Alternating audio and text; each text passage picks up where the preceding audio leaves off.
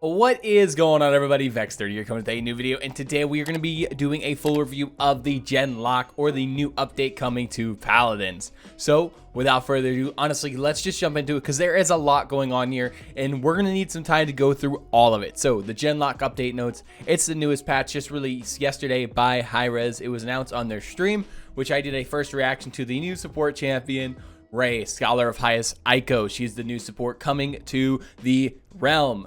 Since I did that review on Ray yesterday, I'm not going to really talk about her or her talents. We'll talk about her cards, but I will leave this on screen for a second so you can see it. If not, I will put up there in the I section where, like, over there, I think. It's over there. I will put the video of the reaction and the thoughts and what Ray does. So go check out that video after you watch this one. The talents as well. We'll throw it up just for a second. There you go. You can pause it. All right, down to her cards, most importantly. So weapon and armor. Reduce cooldown chain heal, hitting an enemy with the sigil.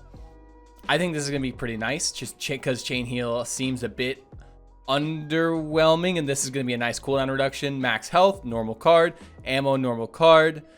Increased movement speed after earning an elim, 8 to 40. Pretty decent card. I don't see anybody running it, but it seems okay.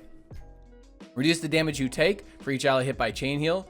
This is a pretty solid DR. If you're hitting 2 to 3 enemy or allies with your chain heal, this could actually be decent DR to keep you alive in situations close to Maldamba's DR when he has a right click on somebody, though Damba's seems way better. Future generations, after taking 2,000 to 1,500 damage? I guess it's 2,000 scaled up by 1,500? I don't know, I'm kind of confused by that. When you use your next chain heal, it does not go on to cooldown. So after you take damage, okay, that's going to be an interesting card. I'm going to be interested in that one. Okay, that's really, like, that's unique. That's a very unique card. You grant reload speed to allies when they get hit by chain heal. Okay, not too bad. And allies gain ultimate charge when hit by chain heal. I like these cards. I don't think they're anything broken, but I also don't think they're overpowered or underpowered. They're definitely unique, to say the least. Increased healing spirit links every 1 second. Friendly health, target health, 22. Okay, basically increases the healing. Not too bad. None of these cards really stand out to me so far. Transfer 25% of damage your spirit link takes to you while linked to the player. You take 90 to 65% of that damage. This breaks at a health threshold. What health threshold? That's the question. What is the health threshold here? How much damage can you absorb? Because if you run this at 5, you're taking 65% less damage, and if you're linked to a point tank and you're playing safe and you're not going to be taking damage, this could be decent, though this is a really risky card. Linking to a new target reduces all of your cooldowns. Ooh, this is going to make target swapping on the lifelink super good. I kind of like this card, to be honest. Reduce the damage done by an enemy you are linked with, spirit link, by 20-25%. This is a good damage Ray talent or card, not great. Envelop her defensive. Using envelop reduces the lifelink's cooldowns. I mean, your target friendly, it's nice for them, but it's not great because envelop's like a 12-second cooldown. Reduce the cooldown of envelop. This could be decent, but if it only goes 3 to 1.5 seconds, meh. Heal when you use envelop, that's not a really big heal. And if the cooldown's what I think it is, it's not very good. Increase the maximum amount of damage you mitigate by envelop. Okay, this could be decent. That's a decent defensive card, but the rest are kind of meh. But that are Ray cards. Let me know down below what you think of them and how you think you're going to use them. I'm so excited. I plan to make a video on Ray once the PTS is up. Even if it's today, I'll release a second video because I want to get in there, build decks, build a few decks, and get on with a few viewers possibly, and do a custom game. Make sure we get Ray for a few games, and we'll get a video out as soon as we can on her. Her skins. Okay, we got Beach Bunny. She's looking kind of cute. All right. We have like kind of what did she have on, like a kimono here? That's super nice. It's a super nice skin. I like the color palette on it. It's super pretty. And the golden, ooh, yo, Ray's golden skin is clean AF. Okay, emotes, you guys can check these out. By the way, the patch notes will be down below in the description if you want to read through these yourself. Okay, all right. Interesting. So we got Ray. Ray is a support champion that I'm excited for. If you want to, again, check my first thoughts up below in the I section, go watch the video from yesterday. You guys seem to love it. So I'm excited for her. With her cards, she doesn't seem broken, but she also seems good enough to be a main support. I don't know if she's going to be the best support in the game, but I don't think she's going to be bad. We're going to need to test her and play her more to really find that out, though. Genlock crossover. I don't really know Genlock. It's not something I've ever watched, the Rooster Teeth show, so some of you might be more interested in this than me. So I would suggest go looking through these yourself in the description with the link. But we're going to do a quick scroll down just so you can see all the skins. We got one for Maeve, one for Kinessa, one for Victor, and one for Xin. And this seems like it's going to be an event pass. Oh, sorry, and one for Lex. You get some exclusive sprays, avatars, all this good stuff. Bunch of MVP poses, a new death card. Dr. Well, I'm sure some of you might know this. I don't. And Death Stamp. Trials of the Realm. They are coming back again. Doesn't seem like anything's changed with them. I think everything's the same. It unlock crystals. Yada, yada, yada. You get a new loading frame, which is, I mean, this is kind of sick. This is a sick loading frame. Nothing more. Next one, Bounty Store. Big update. Big, big, big. So for Twitch streamers, I think it's only Twitch streamers from what I saw. I didn't think it was any other streaming platform. But for Twitch streamers, apparently it's going to be for approved streamers only, which they did not specify what that meant. It's for approved streamers only. So I assume if you're the Paladins partner program, you will be a part of the Bounty Store and your viewers will be able to acquire rewards. So if you want to acquire Bounty Store rewards once this patch notes drops, go check me out on twitch.tv/vex30. Go watch me when I stream. I have my schedule down below in my Discord. So join my Discord to check out my schedule if you want to earn these points on my stream exclusively. But yeah, you're going to be able to get skins from these by watching. What is it? 3 rotating, stock of 3 skins, staggered such. 1 skin will change every day. Okay, so 3 skins, it'll be always rotating. Twitch drops 5 coins for every 4 hours of stream viewing. How much are these skins gonna be? That's my question. You can watch in-game ads to earn bounty coins too? Oh, wow. That's interesting. Wait, so if you watch an ad, you'll receive a reward. Every ad watch, you will award 100 gold and also earn other rewards like bounty coins and boosters for watching multiple ads. Okay, I thought it was 100 bounty coins. I thought if you watch an ad, it was going to be 100 bounty coins for a second. I was like, this is ridiculous. But 5 coins for 4 hours, it seems really low. But we're going to have to see how much the skins are going to cost. But they reintroduced the Bounty Store, so be sure to go check that out and go watch your favorite Twitch streamers, including myself. I hope they like reintroduce or like expand it out to like YouTube streaming and stuff, but they probably won't. They'll probably keep it Twitch, honestly. Limited type game modes, keeping those added into the game. Let's keep going down. Customizations, new skin. Vatu's got a skin. Eevee's got a skin. Oh, that's pretty cool. Got like a ice cream Eevee here. The Vatu's like an abyss Vatu. That's kind of cool. I like that. New chests. This is all stuff that are very basic and not very important. Okay, so let's get into the nitty gritty. General updates. Okay, let's see. Bots can no longer purchase items. That is good. I mean, that's really good. Nobody likes coming back to see that you've bought old veteran. Yeah, I said old there. You'll see what I'm saying in a second. See what I'm saying here in a minute. But scoreboard, you can know when the teammates disconnect, so you're not sitting there like, is that McCall a bot? Is he? Let's see his move. Is he a? Yeah, I think he's a bot. No more of that. Now you know. Legacy VGS. Finally, they reintroduced the Legacy VGS as an option. The full VGS for PC players only. Thank God. I'm so happy about that. Skin previewing. That's just pretty cool. You get a preview in the match lobby so people can buy more skins and make more money. Woo, let's go. Ranked updates, 3 bans. Yes. Yes. I'm so fucking excited for it. 3 bans. Finally, I'm so happy. Okay, so what I've been told in my stream yesterday that these 3 bans per team are going to go like this. 2 bans per team, 3 picks per team, 1 ban per team, 2 more picks.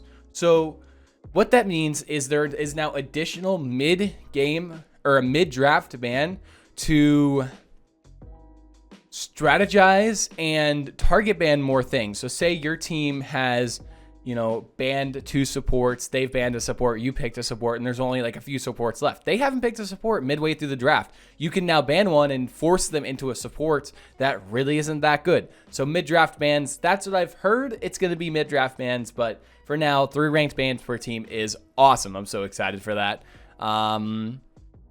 Okay, so the rotation is not changing at all. So on to balance. Okay. So I reviewed over these talents before I did this, and let me just say that I'm excited for everything here, and I think they did a really good job. And let's just jump into it and see what all they've changed. Genos, Luminary.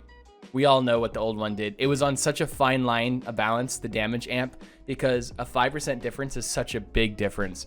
As soon as it got nerfed to 10% and his base healing got nerfed, it was over. Genos was a garbage tier character, so they reworked Luminary to be all allies affected by Astral Mark are healed for an additional 250 when you use Mark. You already have 2 people marked, and you go ahead and mark a third. Those 2 people who already healed get 250 apiece in burst healing, as well as their ticking healing that they're getting from the mark. Very good change. Do I think it'll come into meta? Probably not. Do I think it'll be viable now? Yes. Do I think it'll be top tier? Again, no. But it is a good change. It's definitely better than old Luminary, but we'll see if it's scaling into the future. This is one of those I'm going to have to test quite extensively to know how good it is. Theria Solar Blessing.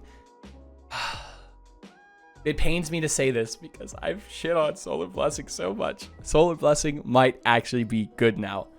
And again, I'm not taking credit for this change, but this is something I've been advocating on my streams before I even took my 9-month break. Old Pyre, we know what it did. New Solar, now refiring. Pyre Strike stops it in place. Any ally in its beam is healed 100 every 0.05 seconds. You can now refire your solar beam. So you throw it out, you press the button again, the beam stops in place. Stops in place. You see, this is the beam animate. This is the beam here, okay? Stops in place instead of trying to hit your allies.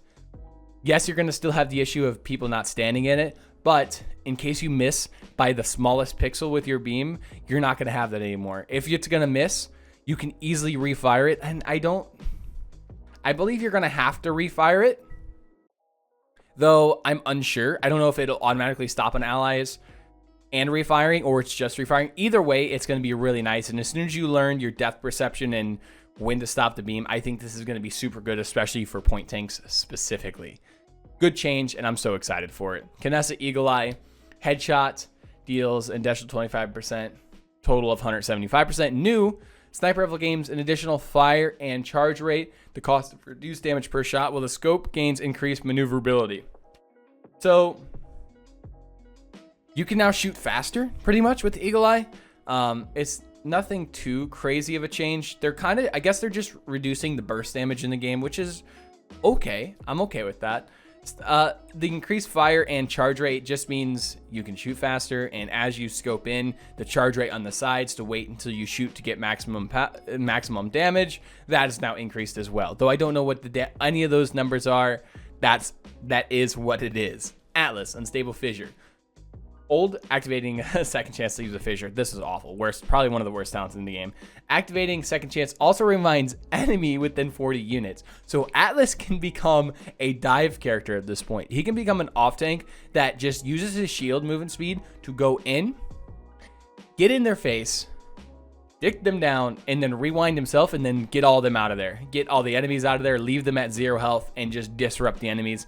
Will it be great? I don't know, but it's definitely an interesting change. Fernando, Formidable. Heal, 3 seconds when you fall below 40% health, for 55% of your max health. Now you have 2 charges of charge, and each charge deals an additional 100 damage, and you are CC immune while charged. That's something that is being brought back into the game. CC immunity while doing things has kind of been faded out over time, but pretty excited. Cooldown charges increased to 13 seconds. I assume these charges will work like Grok's totems. So they're going to be independent of each other with the cooldown. So I think, will this talent be meta? Maybe, because of this next one we're going to talk about, but I don't think it's going to be great. Aegis Infinite Duration cooldowns reduced by 4 seconds. This card took over the meta, and I'm actually unsure why they're reworking it, because I think with the later card changes we're going to discuss, I don't believe it really needed a rework, but I mean, it is what it is.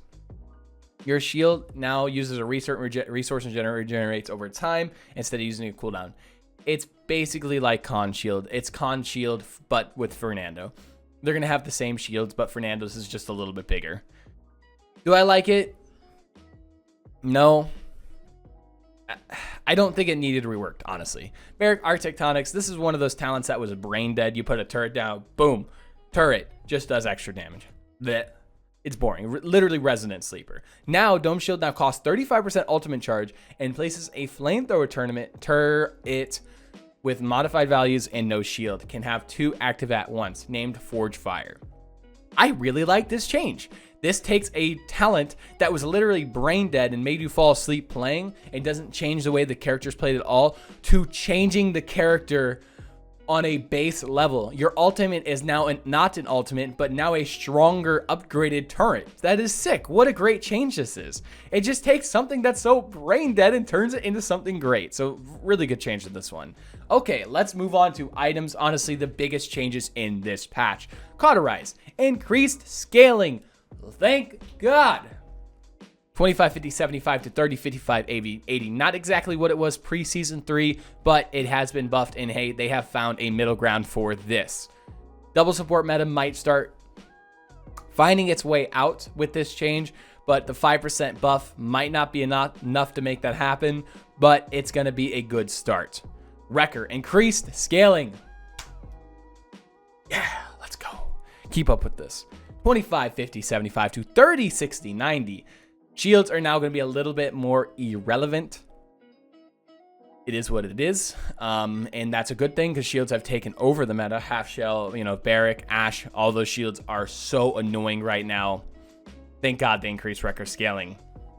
Bulldozer, increased scaling. 20, 40, 60 to 25, 50, 75. This is the counter to Grok. This is the counter to Barrack, or Arc Barrack, the old Arc Barrack, maybe even new Arc Barrack. This is the counter to Amani.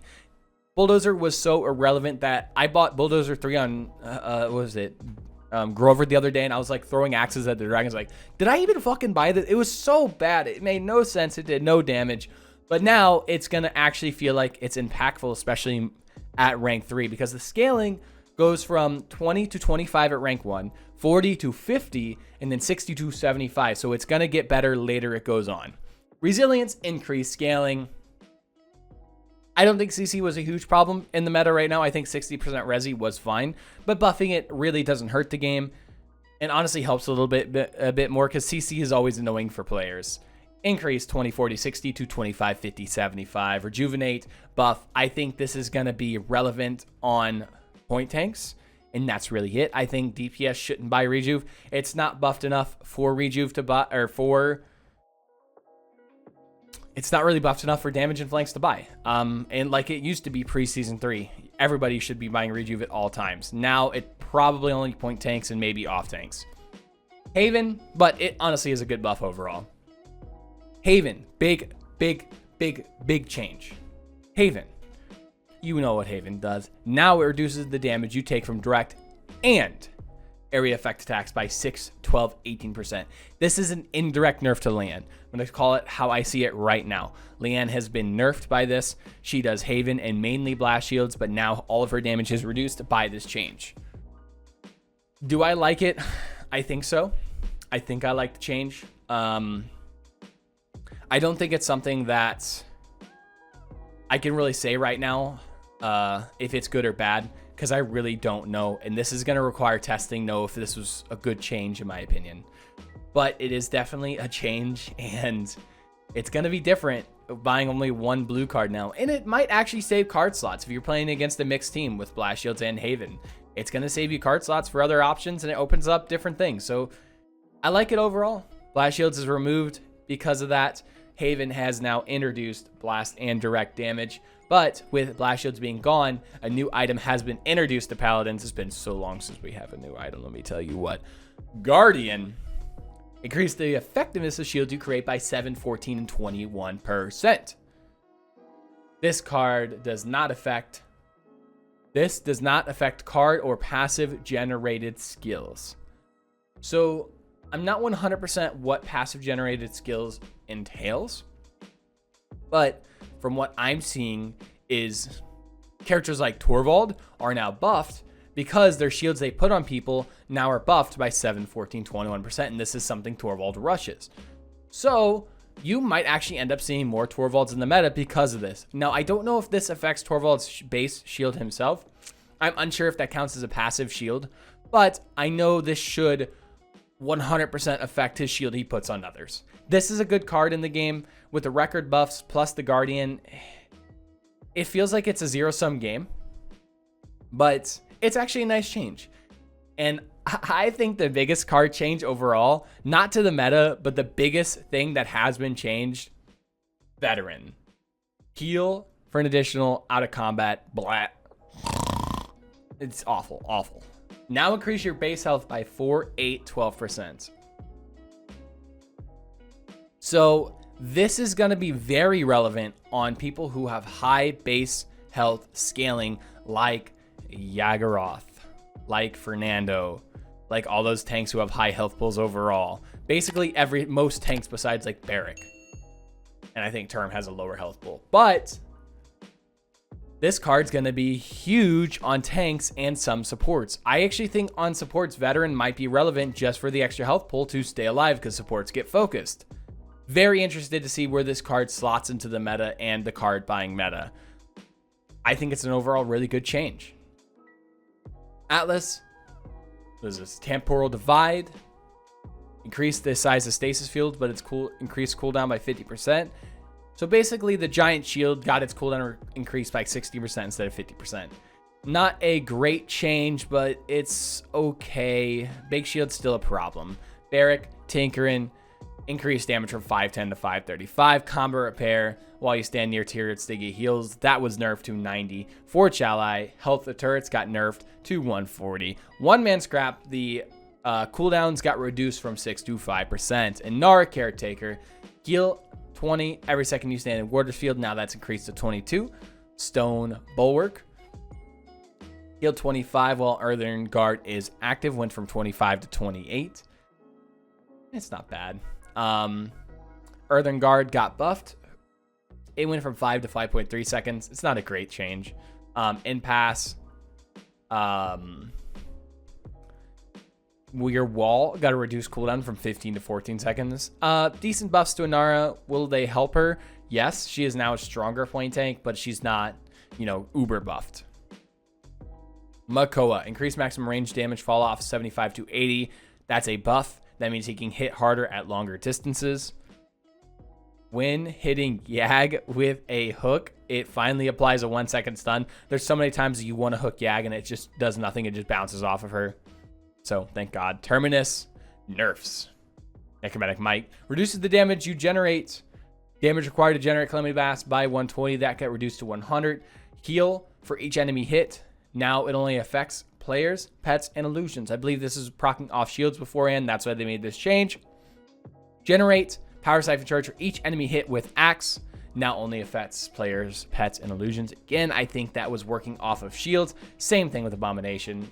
They changed the same thing. So I think they just made Terminus a little bit weaker as a point tank because he can't cheese shields.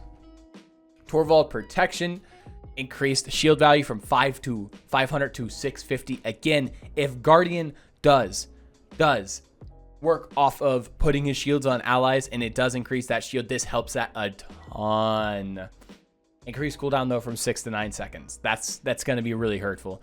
If Guardian does work with Torvald, this increased cooldown, there's a chance that I think it does, because this increased cooldown from 6 to 9 seconds is not justified for a 150 shield value increase.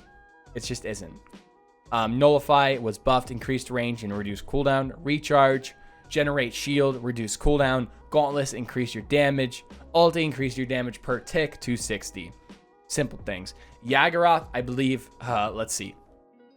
I actually don't really know anything about Yagoroth, so I don't know any of these abilities, and it's not something I'm going to discuss here because I really don't know. I'm going to leave it on screen for a second, but if you want to check it down below. Yaga's the only champion I don't know, and I don't care to know. I don't like her. I don't like her design. I don't like how she plays. I'm sorry. It's just how it is. Dredge, Mortal Skewer, heal was reduced. When Dredge was just sitting in the back line throwing harpoons at people getting heals, it was annoying. Amani Inferno Cannon was reduced damage per hit. Inferno Cannon, if Amani gets on top of you in Inferno Cannons, you're dead. It's one of the highest damage DPS abilities in the game. Frost Bomb, increased minimum damage to detonation of 5%. Distance decreased to required damage is 100. Interesting change. Tiberius, very different changes. Crouching Tygon, that deals 900 damage and a 20-yard target radius. Oh! 20 unit radius area on landing. Now grants an additional charge of his jump. Having 2 jumps but less damage is amazing, so this talent might actually find its way into the meta. Combat Trance, his insanely broken Q, got nerfed from 30 to 25%, and Test of Strengths got reduced to 50 to 45. Tyra, a bit insane right now.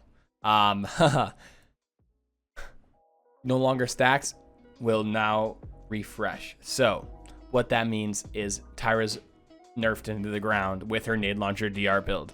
It's just nerfed into the ground. It doesn't stack anymore, so it's only a 5% DR after using nade launcher. It's kind of shit. Sorry, Tyra mains out there. Jab, jab, I'm looking at you. Solar Blessing. Basically got nerfed. It's already been talked about. Light Forge for Furia, though. When she hits somebody, an ally with a heal, she gets increased movement speed, 8% scaling up to, what was it, 40% for 0.6 seconds. This might be a good card. This is something, though, we're going to have to look into and test because 0.6 seconds seems pretty irrelevant on the surface level, but might be good in practice. Who knows? Grok Totemic Ward, nerfed. Grok is now struggling after these 2 nerfs, 30 to 10% extra healing and increased cooldown on his totems from 10 to 13%. Grover is now your go-to first pick, first ban. Grok, I don't think you should be first picking first ban, but is still decent on some maps like Brightmarsh, but you should have a Grover or ban Grover. It's as simple as that. Grover can longer target allies. Saris, her Q, Soul Rend. Increased damage from 60 to 80, increased cooldown from 5 to 6. Not a relevant change, but I mean a decent change. Fade to Black can only happen once every 5 seconds. You cannot just spam heals and get your fade reduced cooldown from full to 0 in like 2 seconds. It was insane. You had your escape every like 2 seconds on Saris because of Fade to Black. Getting Resonance, buffs on it, increased speed which is traveled, and explosion damage. It helps all the Resonance mains out there. Submachine Gun Lex buffed 36 to 38. Lex Discovery, if you have somebody marked, it now doesn't increase by 30%. It's now 25%. Maeve Rogue's Gambit increased the damage from 10 to 15%, and now also reduces the cooldown's pounds by 2 seconds. Rogue's Gambit actually might be viable. And I've overall honestly liked that talent, so I'm glad it got buffed. Moji.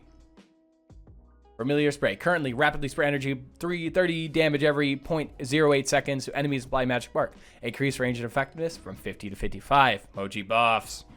Scamper quickly, scamper forward. Speed increased by 10%, and you're going to be moving faster, and your moving ability. I want to see a Moji reduced hitbox buff. Come on. Bon Appetit. Current turn, single victim into a delicious, helpless treat. Your target has their movement speed decreased by 10%. So now on Moji, you do not have to save your dash to kill people when you ult them. Now you can, in theory, catch up to them without dashing if you're close enough. Vatu. Ambush. Decreases time before teleporting, so makes it more cleaner to use. Aura Obliteration. Reduces the lockout time. So after you use this, you were kind of stuck there not using anything. And you were just sitting there like a sitting duck. So now that's been decreased. Harbinger, I cannot speak. Harbinger's Wrath. So this has been needing a nerf for a while. When you use Ulti and Vora and then you cancel it early, you get 70% of it back. but now you only get 50% of that, and your movement speed is reduced from 80 to 60. This ult is useless as an ulti. It's literally a movement ability, and still will be. Vor will still be viable, I think, with this change, but not overly insane. Bug fixes, this is not something we're going to go over in this video because we're already at 30 minutes, and that's as long as I wanted to go. But that is the patch notes, my opinions. So general overview of the patch. I think as a casual player, these changes are good, makes the game more understandable. The card changes and the meta stabilized a little bit, probably less double supports in a ranked perspective. The card changes are amazing. Things are going to be shaken up with veteran introduced, cauterize, wrecker, resi buffed, all those buffs, possibly even the reju buff for point tanks. Ray is going to come into the game and definitely change it a little bit. I don't think she's going to make that big of a difference. Third bans on each team are going to definitely change the way ranked is played because of there being less supports and tanks in the game. I think that's going to make you prioritize picking supports and tanks at the beginning of the draft rather than damage because there are less supports and tanks to pick overall. So I really like this patch. I think this is, how do I say it? One of the best patches hi-rez has introduced in my time in the past year. I think they have done a wonderful job with this, and I really am excited for this year's, rest of the year's outlook for Paladins. The patch is great, and I'm very excited for what's to come.